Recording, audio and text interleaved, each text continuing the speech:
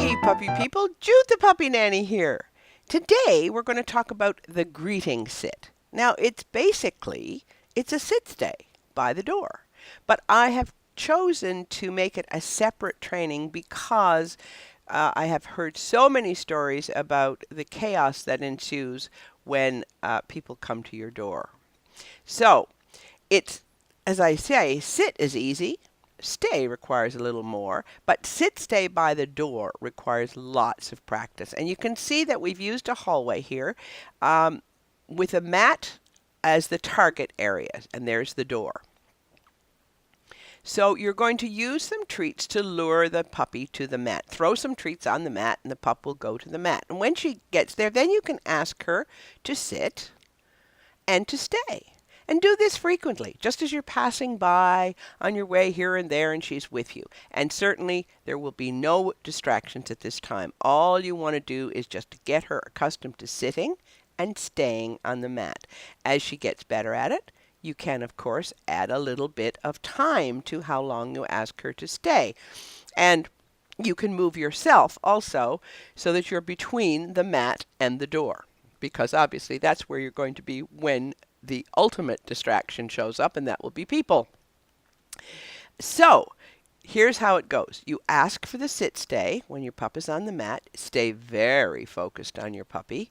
And start with just a couple of seconds and very gradually extend the time to 2 minutes. Now, this may take weeks of practice because from a couple of seconds to 120 seconds is going to take time. And we humans have this we're driven, it seems, to get there fast. Well, you may get there fast, but it won't be solid. So take your time, take your time, take your time. Repeat, repeat, repeat.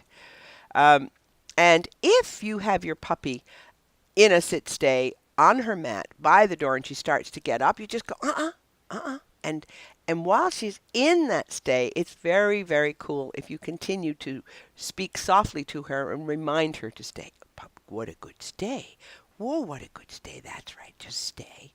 And if she gets up, ask for the sit stay again. And most important of all is be sure to release her when you're done every time. And the release is the reward for staying. So you don't need to have treats. But if she's been really, really good, or you've gotten an extra long time this time, or there's been no attempts to get up, then you might want to give her a reward by throwing it a little distance away, or use a squeaky toy or a ball when you release her. And then your next stage is when pup can stay for 1 full minute. You begin to reach for the door. And you can see in this picture that the Emily's owner has begun to reach behind her, still staying focused on her puppy, reach behind her for the doorknob. And she hasn't yet begun to take a step, but that will be the next move. She'll begin to take a step, but always staying focused on her puppy. And this is really hard. So you need to practice a lot with no distractions. And here's Pepper, who's in a very good stay, and you can see the edge of the door. So Pepper is, and this is a good place in her house for her to stay. It's about probably 7 or 8 feet from the door, but it would certainly give people lots of space to come in. And when she can stay with no distractions, when she can stay for a minute and there are no distractions, then open the door, but open it slowly. Like on the first attempt, you might only get that door open a couple of inches, and then close it and release her. And then, so gradually right here, you can see that Pepper's made great progress because the door is wide open and she's still in a stay.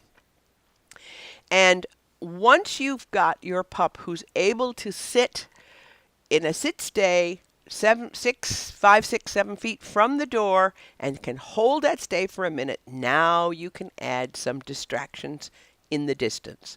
Someone makes a noise somewhere else in the house. Somebody walks by that you can see. Perhaps someone calls out to you, and you can set this up. And when you have decided to add distractions, that's when you need to reduce that 1 minute stay that you have achieved because you're adding something. So you add one thing and you reduce the other. And as you bring the distractions closer, keep the time, the duration of the stay shorter. And then gradually, as the distractions become less of an issue, you can add the time back. It's complicated, or when I say it, it sounds complicated. You just need to remember that when you add an element, you need to lower your expectations of the ones you've already trained. So the big distraction, of course, at the door, and the whole reason we're doing this greeting sit as a separate training, is the visitor. And there are some steps to that as well. And so rather than overwhelm you in the one presentation, I thought we'll do a second one.